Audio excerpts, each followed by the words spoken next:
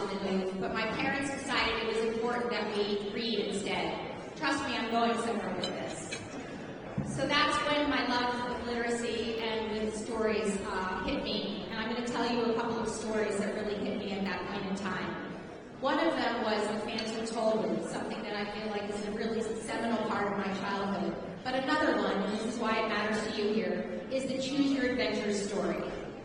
Today, you begin your own Choose Your Adventure story here at this conference.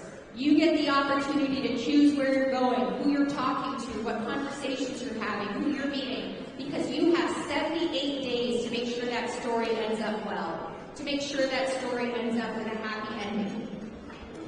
One of my least favorite endings or stories has to do with Voldemort. We want to make sure that he who shall not be named never comes back for another day in office.